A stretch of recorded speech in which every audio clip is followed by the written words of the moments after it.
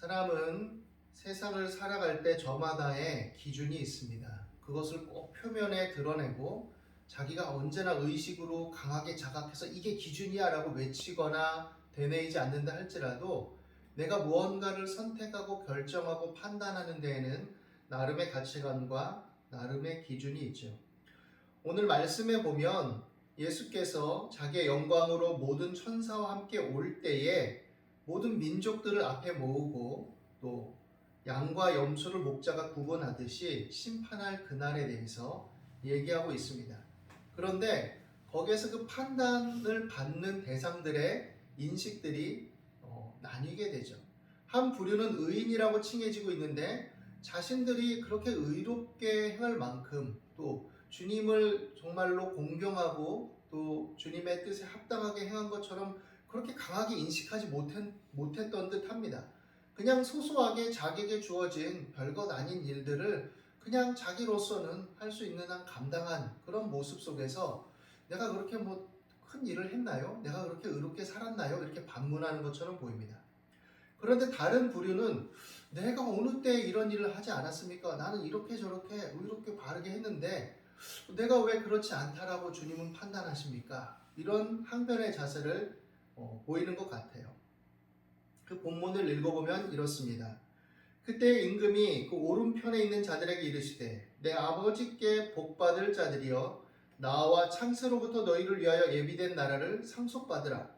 내가 줄일 때 너희가 먹을 것을 주었고 목마를 때 마시게 하였고 나그네 되었을 때 영접하였고 헐벗었을 때 옷을 입혔고 병들었을 때 돌보았고 옥에 갇혔을 때 와서 보았느니라. 이에 의인들이 대답하여 이르되 주여 우리가 어느 때에 주께서 줄이신 것을 보고 음식을 대접하였으며 목마르신 것을 보고 마시게 하였나이까? 어느 때에 나그네 되신 것을 보고 영접하였으며 헐벗으신 것을 보고 옷 입혔나이까? 어느 때 병드신 것이나 옥에 갇히신 것을 보고 가서 배웠나이까 하니니 임금이 대답하여 이르시되 내가 진실로 너에게 이르노니 너희가 여기 내 형제 중에 지극히 작은 자 하나에게 한 것이 곧 내게 한 것이니라. 이렇게 말씀하십니다. 또 왼편에 있는 자들에게 이르시되 저주를 받은 자들아 나를 떠나 마귀와 그 사자들을 위하여 예비된 영원한 불에 들어가라. 내가 줄일 때 너희가 먹을 것을 주지 아니하였고 목마를 때 마시게 하지 아니하였고 나그네 되었을 때 영접하지 아니하였고 헐벗었을 때 옷 입히지 아니하였고 병들었을 때와 옥에 갇혔을 때 돌보지 아니하였느니라 하시니 그들도 대답하여 이르되 주여 우리가 어느 때에 주께서 줄이신 것이나 목마르신 것이나 나그네 되신 것이나 헐벗으신 것이나 병드신 것이나 옥에 갇히신 것을 보고 공양하지 아니하더이까? 이에 임금이 대답하여 이르시되 내가 진실로 너희에게 이르노니 이 지극히 작은 자 하나에게 하지 아니한 것이 곧 내게 하지 아니한 것이니라. 교회가 이 말씀을 또 신자가 이 말씀을 되새겨 본다면 교회라는 이름, 신자라는 이름 그것만으로 모든 것이 정당화될 수는 없겠구나라고 생각할 수 있을 것입니다. 그리고 교인으로서 하나님의 백성으로서 교회로서 도모하는 모든 일들이 우리가 하나님의 이름을 빙자하고 거룩한 교회의 이름으로서 뭔가를 행할 때 그것이 다 하나님의 뜻에 부합된 것은 아닐 수 있겠다라는 것을 알아야 될 것입니다. 다른 말씀에 보면 사실 이렇게 판단받는 어떻게 보면 자신들은 의로운 일을 행하고 그런 것을 추구하는 삶을 살았다라고 생각하는 이 억울해 보이는 사람들이 사실은 작은 자들에 대한 관심을 갖지 아니하였다라는 것을 곳곳에서 볼 수 있습니다. 우리가 잘 알고 있는 부자와 나사로의 비유에 보면 이 부자는 날마다 호화롭게 잔치를 벌였는데 혼자 잔치 벌인 거 아닙니다. 잔치라는 것은 다른 사람을 초청하고 그에 응하는 사람들을 대접하는 거죠. 그런데 그는 그렇게 초청받은 사람들에 의해서 너그러운 사람, 후한 사람, 또 괜찮은 사람, 나를 늘 대접해주는 사람이라는 이름으로 칭송될 수 있었을지 모르지만 그 대문 앞에 있었던 헐벗고 굶주리고 헌대를 개들여 와서 핥아먹을 정도로 비참한 그리고 부자의 상에서 버려진 그 음식을 주워 먹던 그 거지 나사로의 존재에 대해서는 일말의 긍휼의 어떤 움직임이나 모습도 나타나지 않습니다. 어떻게 보면 내가 버린 그거라도 그냥 주워 먹을 수 있게 놔둔 게 나로서는 자비야. 더럽고 냄새 나는데 내 집 문간에 그래도 왔다 갔다 하는 걸 내가 보아준 게 다행인 줄 알아. 이렇게 생각할 수도 있겠죠. 나름의 자비요 긍휼이라고 여길 수 있었을지 모릅니다. 그러나 그거는 자비도 아니고 긍휼도 아니죠. 그리고 하나님의 판단은 어떻습니까? 이 부자는 하나님의 판단을 받아서 음부에 떨어지고, 그리고 이제 이 거지 나사로는 그 비참한 지경에 있었음에도 불구하고 하나님을 앙망하고 자기 삶을 저주하지 않은 자로 드러나죠. 그리고 낙원에 이르게 됩니다. 다소 극단적으로 보일 수 있는 이 이야기를 통해서 우리가 생각할 수 있는 것은 무엇입니까? 오늘 말씀에 견주어서 우리가 생각해 본다면 교회의 기준은, 성도의 기준은 세상의 기준과 다르다라는 것입니다. 왜냐하면 우리의 기준은 일반 세속적인 실용적이고 또 어떤 이익과 또 쾌락의 논리에 따라서 판단되지 않기 때문이죠. 그 말은 곧 무엇을 의미하냐면 하나님의 기준을 따른다라는 것입니다. 적어도 우리가 완벽할 수는 없지만 우리 마음으로부터 하나님의 기준을 지향하고 그것을 향해서 살아가려고 한다라는 것과 같을 수가 있을 것입니다. 그렇게 살아갈 때 그것이 하나님의 뜻에 부합된 삶으로서 연결되어진다라는 것이죠. 이러한 삶을 사는 데 있어서 세상의 어떤 일을 이루기 위한 어떤 거대한 물질이나 권력이나 힘을 꼭 필요로 하지 않는 것처럼 보입니다. 왜냐하면 그러한 삶을 사는 것, 하나님의 자녀로서 하나님의 형상을 닮기를 소망하면서 하나님의 자녀로서의 어떤 가치 기준을 갖고 살아가는 것은 그렇게 거창하고 대단한 것에 의미를 두지 않는다는 것이죠. 사람들은 그렇게 생각할지 모르지만 그러나 하나님의 기준은 그렇다라는 것입니다. 그래서 지극히 보잘것없어 보이는 사람들, 내가 뭔가를 베풀었을 때 그에 따른 대가가 나한테 꼭 돌아올 수 없고 돌아오지 않을 듯한 사람들, 그런 사람들을 향해서 나아가서 물 한 컵을 주고 빵 한 조각을 나누고 또 헐벗었을 때 내가 가진 옷 한 벌, 입던 것일지라도 나누고 병들었을 때 가서 막 안타까워하고 함께 이 모양 저 모양으로 알아봐서 뭔가 좀 도움이 될까 애쓰고 함께 기도하고 이런 것들이 하나님 보실 때에는 의로운 삶이며 의인의 삶을 추구하는 자다운 것이라는 것이죠. 어떻게 보면 일상 속에서 이루어질 이 소소한 것들, 그렇게 열심을 내고 그렇게 분주하게 그런 일을 한다고 해서 뭔가 가시적이고 어떤 성과를 보이는 괄목할 만한 뭔가를 업적을 이룰 것 같지는 않습니다. 그냥 그러고 다니는 것일 수도 있겠죠. 그런데 하나님은 그러한 삶을 잘한 삶, 착한 삶, 옳은 삶, 충성된 삶, 정말 하나님께서 기뻐하시고 감격하며 기꺼이 칭찬하시고 하나님이 예비하신 그 나라를 상속받기에 합당한 삶, 그런 삶이라고 여기시는 것이죠. 그런데 다른 일단의 부류가 있습니다. 그들은 나름 자부심을 가졌었던 듯해요. 내가 이런저런 일을 하였고 내가 이렇게 다 했습니다. 내가 언제 주님을 영접하고 주님을 대접하지 않았습니까? 나는 주님의 이름으로 이런저런 일을 많이 했습니다 라고 말하는 사람처럼 보입니다. 다른 말씀에도 그와 유사한 내용이 있죠. 누가에 보면. 그러니까 이 사람들은 억울하죠. 내가 교회에서 오늘날로 표현한다면 교회 이름으로 이런저런 봉사도 하고 이런 기부도 하고 이런 것도 만들고 내가 건축도 하고 막 했는데 아니 내가 이거 그냥 나만 좋자고 했습니까? 물론 나도 좋지만 이렇게 해서 교회 이름 내고 주님 영광 위해서 한 건데 그게 뭐가 잘못입니까? 이렇게 말할 수 있겠죠. 또 인간적인 기준으로 본다면 그 사람들이 합당하고 타당하게 잘한 것일 보일 수 있겠죠. 그리고 또 그런 분들 중에 이렇게 또 작은 자들을 대접한 사람들도 있었을지 모르죠. 우리가 일반적으로 본다면. 그런데 여기서 대비되는 그 편에 있는 사람들은 어떤 사람들이냐? 그러한 삶만을 추구했던 것이죠. 그렇기 때문에 그거 외에 일상의 삶 속에서는 작은 자들의 신음과 가난한 자들의 아픔과 버림받은 자들의 슬픔을 공감하지 못한 겁니다.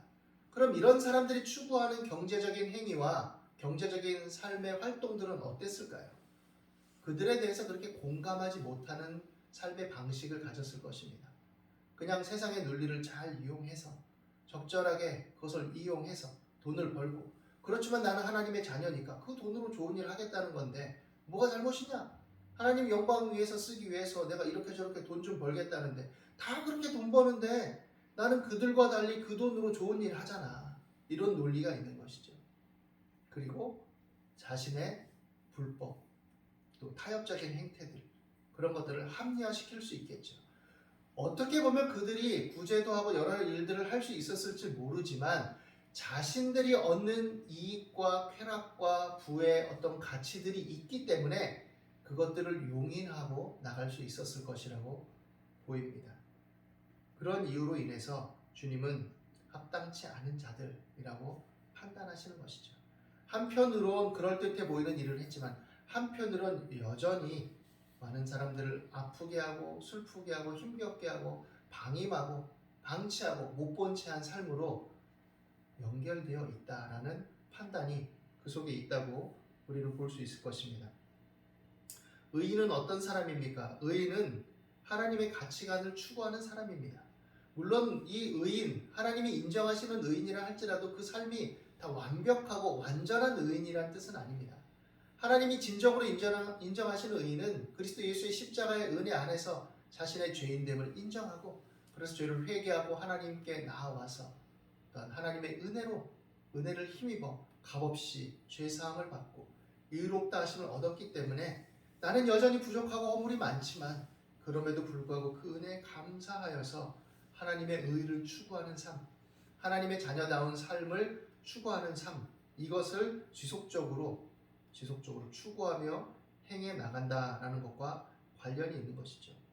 많은 사람들이 여전히 신자라 하고 교회에 있다 하면서도, 교회 구성원이라 하면서도 성전의 참된 기능, 내용을 위해서 생각하고 자랑하기보다는 만민이 기도하는 집으로서의 하나님의 집, 진정한 교회는, 진정한 성전은 신자 자체임을 인식하면서 기도하고 서로 돌아보아 사랑과 선행을 격려하는 이 일의 내용에 힘쓰기보다는 여전히 옛 제자들의 어리석음처럼 또 그 당대 많은 사람들처럼 거대하게 세워진 성전의 위용을 자랑하고 거기에 치장된 많은 금과 많은 보석들을 자랑하고 이런 웅장함이 자신들의 자부심이 되어버리는 그런 일들이 있다라는 것을 우리는 생각해야 됩니다. 진정한 명예와 진정한 기쁨과 진정한 자긍심은 하나님의 자녀다운 삶을 추구하고 살아가는 것에서 획득되어져야 되는 것이지, 거대한 건물이나 이름을 내는 것이나 그 안에서 얻는 자신의 만족감, 자기 도취감에 있는 것이 아니라는 것을 우리는 늘 생각해야 될 것입니다. 로마서 12장 1절 2절에 보면 바울은 이런 연속선상에서 이렇게 말합니다. 형제들아, 내가 하나님의 모든 자비하심으로 너희를 권하노니 너희 몸을 하나님이 기뻐하시는 거룩한 산 제물로 드리라.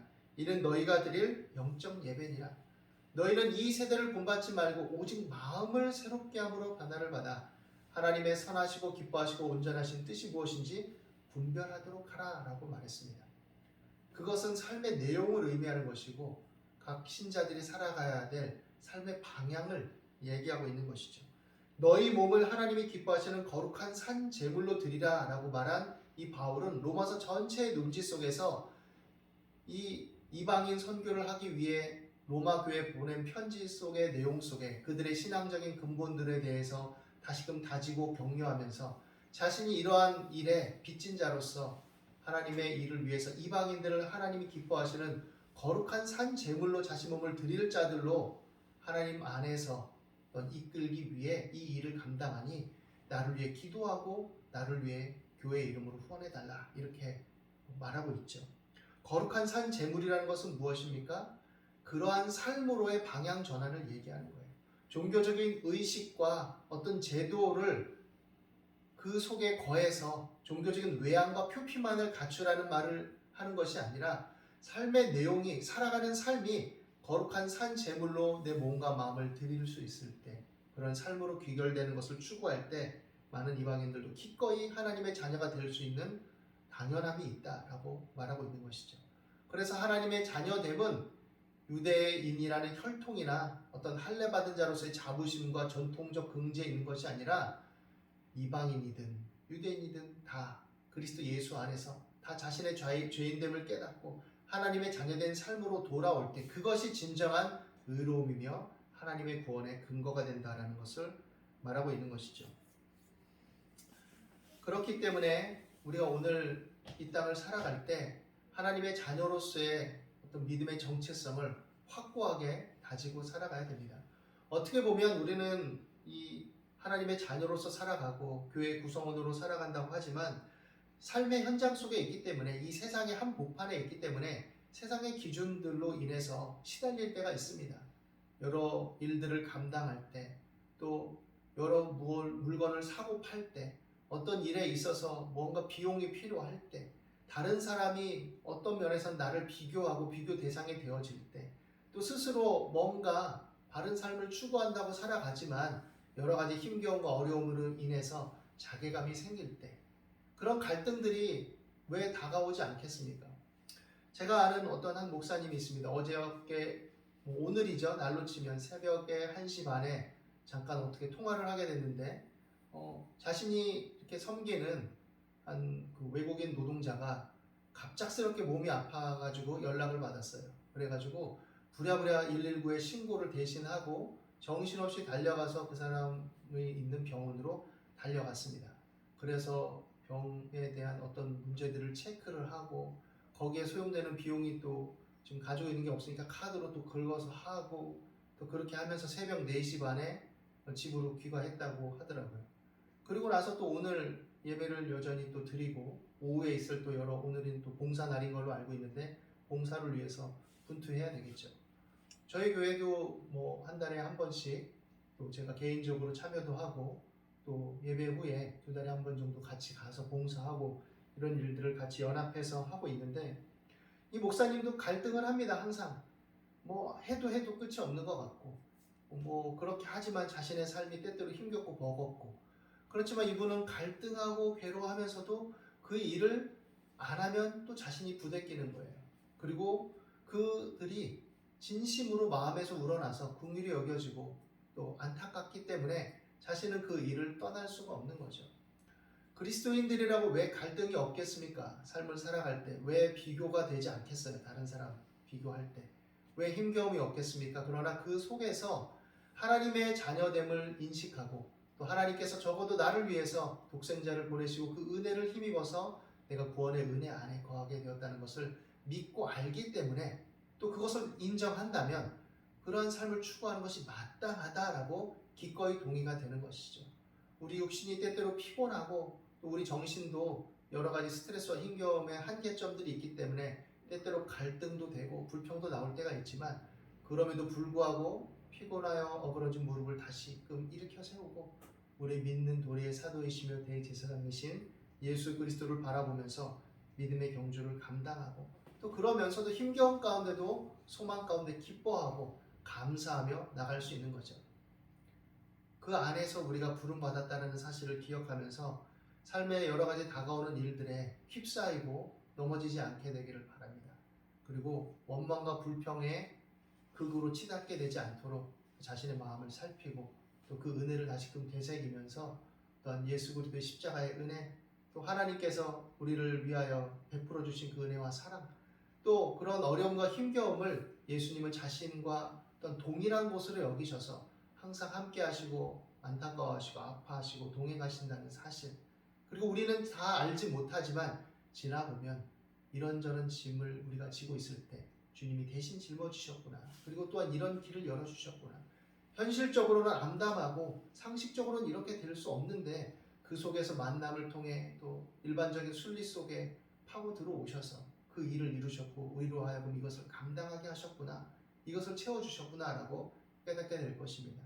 그 은혜와 사랑 안에서 날마다 우리가 하나님을 바라보고 낙심치 말고 믿음의 담대함을 가지고 소망 가운데 하루하루를 건강한 믿음의 가치관과 기준을 가지고 살아낼 수 있는 또 이 가운데 성령의 함께하심과 힘주심을 늘 누릴 수 있는 저와 여러분이 되시기를 예수님의 이름으로 축원합니다. 기도하겠습니다. 두려워 말라 내가 너와 함께함이니라 놀라지 말라 나는 내 하나님이 됨이니라 내가 너를 굳세게 하리라 참으로 너를 도와주리라 참으로 나의 의로운 오른손으로 너를 붙들리라 하신 하나님, 우리 약함과 허물에도 불구하고 이 말씀 안에 오늘날 그리스도 예수 안에 있는 모든 자들에게 향하신 그 은혜의 어떤 근본들이 다 똑같이 서려 있음을 믿습니다. 그러므로 우리가 주를 바라보고 담대하게 도와주시고 모든 두려움과 염려를 맡기고 기도하며 전진해 나갈 수 있게 도와주시옵소서. 약한 자 힘주시고 강한 자 바르게 하는 것이 주님의 뜻인 줄로 믿습니다. 소망 가운데 우리가 우리의 삶을 힘있게 감당하며 감사와 소망이 넘치게 하여 주옵소서. 감사와 찬송을 드리며 예수 그리스도 이름으로 기도드립니다. 아멘.